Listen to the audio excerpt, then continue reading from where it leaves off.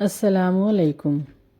رمضان کا مہینہ آ رہا ہے جس کے بارے میں اللہ تعالیٰ نے فرمایا کہ رمضان کا مہینہ میرا مہینہ ہے اور اس کا اجر بھی میں ہی دوں گا۔ اپنے پیارے نبی حضرت محمد کی پیاری امت کو یہ مہینہ تحفے کے طور پر دیا ہے۔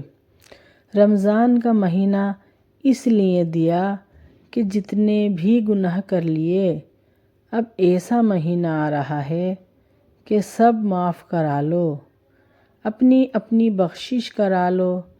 اس مہینے میں سب اللہ کے پیارے بندے بن جاؤ۔ اس مہینے میں اللہ پاک کی بے شمار نعمتیں اور رحمتیں ہم سب اپنی آنکھوں سے دیکھتے ہیں۔ اس مہینے میں مغفرت سستی ہو جاتی ہے، بس کوئی مانگنے والا ہو۔ ارے اس مہینے کی قدر کر لو، کیا معلوم آئندہ سال نصیب بھی ہو یا نہیں۔ اس مہینے میں اللہ پاک سے اپنی مغفرت مانگ لو، اس کے آگے رو، اس کی منت کرو، اس سے مانگو۔ افطاری کے وقت دعا رد نہیں ہوتی، اس وقت مانگو جس کو جو پریشانی ہے، جو مصیبت ہے، جو تکلیف ہے، جو بھی مسئلہ ہے۔ اتنا پیارا مہینہ آنے والا ہے، اس میں سب کے مسئلے حل ہو جاتے ہیں، ساری دعائیں پوری ہو جاتی ہیں۔ وہ رحیم، کریم اور مہربان اللہ خود کہہ رہا ہے، میرے بندے مانگ کر تو دیکھ۔ تو کیا آپ نہیں مانگیں گے؟ جیسے اللہ سب سے بڑا ہے، اس کے بعد اللہ کا حبیب بہت بڑا ہے، دونوں مل کر کہہ رہے ہیں روزہ رکھو، تو کیا آپ روزہ چھوڑیں گے؟ رمضان کا مہینہ آ رہا ہے اور میرے نبی منبر پر کھڑے ہوتے ہیں اور کہہ رہے ہیں کہ وہ کون آ رہا ہے، وہ کون آ رہا ہے، وہ کون آ رہا ہے۔ 3 بار میرے پیارے نبی نے کہا وہ کون آ رہا ہے۔ صحابہ سارے سوچنے لگے کہ آیا تو کوئی بھی نہیں، پھر یہ کیوں فرما رہے ہیں۔ حضرت عمر کھڑے ہو گئے کہ یا رسول اللہ، بندہ تو کوئی نہیں ہے، تو پھر کیا وحی آئی ہے؟ تو آپ نے کہا نہیں۔ پھر حضرت عمر نے کہا تو کیا کوئی دشمن آ رہا ہے جسے آپ نے دور سے دیکھ لیا؟ آپ بتائیں، ہم تیاری کریں۔ تو آپ نے کہا نہیں۔ پھر حضرت عمر نے کہا کون آ رہا ہے؟ تو آپ نے کہا رمضان آ رہا ہے۔ سبحان اللہ، جس میں فرض 70 فرضوں کے برابر، نفل فرضوں کے برابر اور تراویح کے ہر سجدے پر 1500 نیکی، تراویح کے ہر سجدے پر جنت میں خوبصورت گھر جس کے 60,000 سونے چاندی کے دروازے، تراویح کے ہر سجدے پر جنت میں ایک درخت سونے چاندی کا جس کے نیچے ایک گھوڑا 100 سال دوڑ سکتا ہے۔ یہ میرے رب کا کرم اور فضل اور انعام ہی تو ہے اس امت کے لیے۔ اور اللہ کا حکم کہ شیطان کو قید کر دو، شیطان قید ہو گئے۔ پھر اللہ کا حکم کہ جنت کے دروازے کھول دو، جنت کے دروازے کھل گئے۔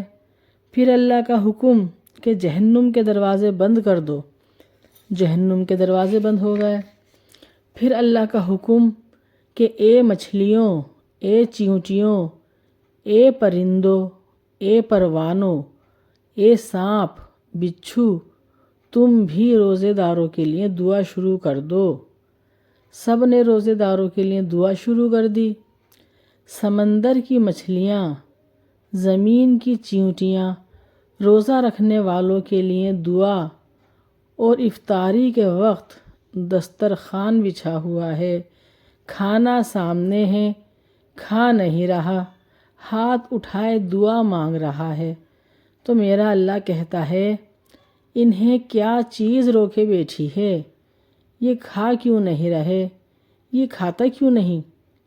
یہ پیتا کیوں نہیں؟ کیوں روکے بیٹھا ہے؟ فرشتوں سے پوچھتے ہیں اللہ پاک کہ یہ کیوں کھا پی نہیں رہا؟ تو فرشتے کہتے ہیں اللہ پاک آپ کی خاطر۔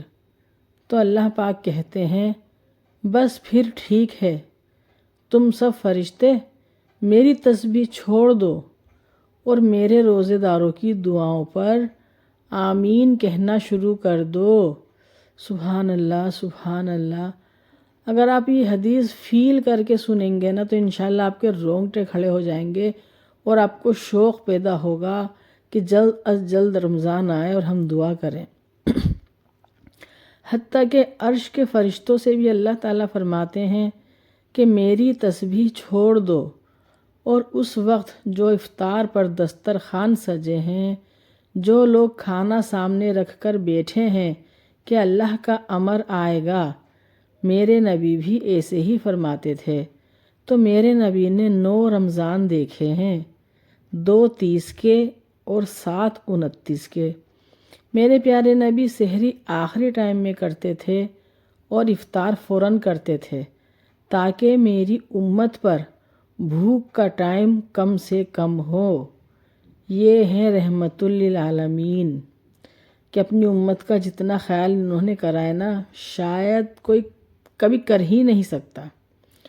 آپ جب روزہ افطار کرتے تھے تو کھجور سے یا پانی سے یا دودھ سے یا دودھ کی بنی لسی کے ساتھ، اور جیسے اللہ بہت بڑا ہے، اس کے بعد اللہ کا حبیب بہت بڑا ہے، اور پھر اللہ نے اپنے حبیب کو امت بھی اسی کے حساب سے دی ہے۔